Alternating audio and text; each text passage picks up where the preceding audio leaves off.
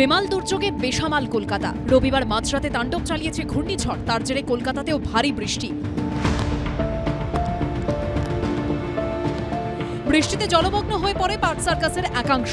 তপসিয়া থেকে বেগবাগান মোড় পর্যন্ত জল থই থই রাস্তা। জল ঢুকে গাড়ি বিকল হয়ে যাওয়ায় ভোগান্তি বাড়ে অফিস যাত্রীদের। দেখতে পাচ্ছেন আপনি কি রকম অবস্থা আছে, একদম গাড়ি আসছে এখন। গাড়িটা অনেকটা বন্ধ হয়ে গেছে, রাস্তার মধ্যে আমার বন্ধুর গাড়িটা বন্ধ হয়ে গেছে। শহরের অন্যতম ব্যস্ত রাস্তা হাইট রোড। কলকাতা বন্দর লাগোয়া এই রাস্তা দিয়ে পণ্যবাহী যান চলাচল করে। জল এতটাই জমে যে গাড়ি বিকল হয়ে বাড়ে ভোগান্তি। পুরোপুরি জলমগ্ন খিদিরপুর হাইট রোডের একটা বড় অংশ, যেখানে আমি দাঁড়িয়ে আছি, এখান থেকে একটা বিস্তীর্ণ অংশ জলের নিচে রয়েছে এবং কোথাও কোথাও জলস্তর এতটাই বেশি যে সমস্ত গাড়ি আসা যাওয়া করছে তার বেশ কয়েকটি গাড়ি খারাপ হয়ে পড়ে আছে রাস্তার পাশে, যে কারণে যান চলাচল বিঘ্নিত হয়ে যায়। প্রতিবার একই ছবি। একদিনের বৃষ্টিতে ঠনঠনিয়া কালীবাড়ির সামনের রাস্তা যেন নদী। দ্রুত জল নামাতে রাস্তায় নামেন কলকাতার পুরসভার কর্মীরা। এয়ার ভ্যাকুয়াম জেটের সাহায্যে জল তুলে অন্যত্র ফেলে আসা হয়। বিশেষ গাড়ি আমরা দেখতে পাচ্ছি, সেই গাড়িতে ভরে সেই জল অন্যত্র ফেলে আসা হয়। এইভাবেই পর্যায়ক্রমে চলতে থাকে জল তুলে, কার্যত বলা যেতে পারে যে সেচে ফেলার মতো একটা প্রক্রিয়া। সেই প্রক্রিয়ায় নামা হয়েছে।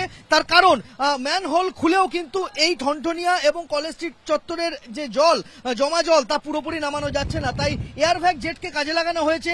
তো ড্রেন খুলে রেখেছি, তারপর জল তো যাচ্ছে, আর মেশিনে লাগানো আছে, সে টানছে, নিয়ে চলে যাচ্ছে, আবার ফেলে আবার আসছে। কোমর সমান জল জমে যায় সুকিয়া স্ট্রিট, আমহা স্ট্রিটেও।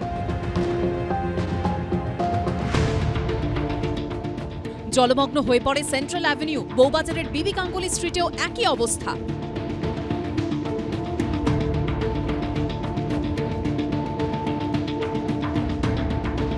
সেন্ট্রাল এভিনিউতে দেখা যাচ্ছে যে আমি নিজে যেখানে দাঁড়িয়ে রয়েছি প্রায় 1 হাঁটু জল, এবং এই একই রকম অবস্থা কিন্তু গোটা সেন্ট্রাল এভিনিউ জুড়ে দেখা যাচ্ছে। যেখানে বাস থেকে শুরু করে যে সমস্ত গাড়ি আজকে কিন্তু সংখ্যায় অনেকটাই কম। দেখা যাচ্ছে সেন্ট্রাল এভিনিউ যে বিস্তীর্ণ জায়গা তা কিন্তু প্রায় 1 হাঁটু জল সেখানে জমে গেছে, এবং গাড়ি একটি নির্দিষ্ট লেন থেকে গাড়িগুলো কিন্তু গন্তব্যে যাচ্ছে। সেন্ট্রাল এভিনিউ যা উত্তর কলকাতার সাথে একেবারে মধ্য কলকাতা বা দক্ষিণ কলকাতাকে যুক্ত করে এরকম একটি গুরুত্বপূর্ণ রাস্তা এই মুহূর্তে কিন্তু জলের তলায়। বেহালার পাঠকপাড়া এলাকায় রাস্তায় জল তো জমেইছে, বাড়িতেও জল ঢুকে যায়। আমরা এই মুহূর্তে রয়েছি বেহালার পর্ণশ্রী এলাকায়, আর পর্ণশ্রীর এই পাঠকপাড়া রোড গোটাটাই জলের তলায়। আমরা দেখতে পাচ্ছি যত দূর পর্যন্ত চোখ যাচ্ছে শুধু জল আর জল, এবং যেটা স্থানীয়দের থেকে জানা যাচ্ছে গতকাল রাত থেকেই কিন্তু এই রাস্তায় জল জমা শুরু হয়েছে। শুধু পর্ণশ্রীর এই এলাকায় নয়, বেহালার একাধিক জায়গাতেই এই একই রকম পরিস্থিতি। পুরো জলে জল, ভর্তি জল, একদম বাড়িতে জল ঢুকে যাচ্ছে লোকের। এই তো অবস্থা, ড্রেনেজ সিস্টেম কোনো ঠিক নেই। কি করবেন বলুন? এই অফিস যাবো, এখন অফিস যাচ্ছি, জল ঢেঙে। বর্ষা হলে, একটুখানি বর্ষা হলেই পুরো এই মোড়ে পুরো জল হয়ে যাচ্ছে। ভোট আসে ভোট যায়, হাল ফেরে না বেহালার। এক রাতের বৃষ্টিতেই জলমগ্ন বনমালী নস্কর রোড। বন্ধ হয়ে যায় 4টি রুটের অটো। স্থানীয়দের দাবি এই সমস্যা দীর্ঘদিনের। একসময় 131 নম্বর ওয়ার্ডের কাউন্সিলর ছিলেন কলকাতা পুরসভার প্রাক্তন মেয়র শোভন চট্টোপাধ্যায়। তারপরও পরিস্থিতির বদল হয়নি। আমাদের বেহালা পর্ণশ্রী, বেহালা রবীন্দ্রনগর, বেহালা জিঞ্জিরা বাজার, বেহালা কালচার মাঠ, এই আমাদের 4টে রুটে আমাদের কোনো গাড়ির রুটে চালানো যাচ্ছে না এই জলের জন্য। এখানে জল পুরো, এখানে জল জমে আছে, পুরো এক চাতালে জল উঠে যাচ্ছে। এর কারণের জন্য জল যাওয়া যাচ্ছে না। জল, শুধু জল, এইসব গলি ভেসে গেছে বাড়ি সব। আমার বাড়িতেই 1 হাঁটু জল। পুরো বর্ষা হলেই এটা তো কম্পালসারি। তারপরে রাস্তার সমস্ত ড্রেনগুলোকে ঢেকে দিয়েছে। এই যে সব ড্রেন দেখুন ঢাকা, পরিষ্কার হয় না। তো আগে আমাদের মেয়রের ওয়ার্ড ছিল, এখন ওনার ওয়াইফ কাউন্সিলর। অনেকবার জানানো হয়েছে, কোনো লাভ কিছু হয় না। সোমবারও গঙ্গা ছিল উথাল পাথাল। মিলেনিয়াম পার্কে বন্ধ রাখা ছিল লক গেট।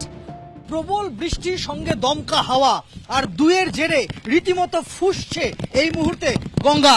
আমরা দেখতে পাচ্ছি যে মিলেনিয়াম পার্কের জেটির একদম সামনে রীতিমতো ঢেউ গঙ্গার বুকে, এবং সেই গঙ্গার জলস্তর এই মুহূর্তে অত্যন্ত বেশি রয়েছে।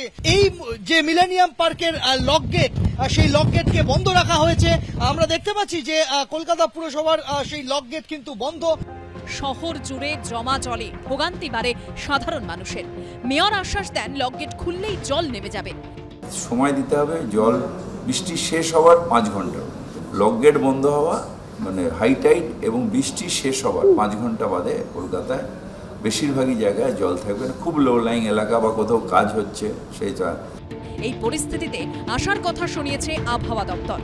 আগামীকাল সাউথ বেঙ্গলের জন্য কোনো সতর্কবার্তা নেই, কিন্তু নর্থ বেঙ্গলের জন্য সতর্কবার্তা আছে।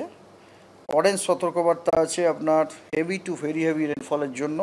আগামীকালও কিন্তু সারফেস উইন্ডের সতর্কবার্তা আছে রিচিং 40 to 50 km/h। তবে এগুলো সব নর্থ বেঙ্গলের। আগামীকাল কিন্তু সাউথ বেঙ্গলে কোনো আপনার উইন্ডেরও সতর্কবার্তা নেই। মঙ্গলবার থেকে কলকাতা সহ দক্ষিণবঙ্গে আবহাওয়ার উন্নতি হবে বলে জানিয়েছে আবহাওয়া দপ্তর। সত্যজিৎ বৈদ্য, সন্দীপ সরকার ও অর্ণব মুখোপাধ্যায়ের রিপোর্ট, এবিপি আনন্দ।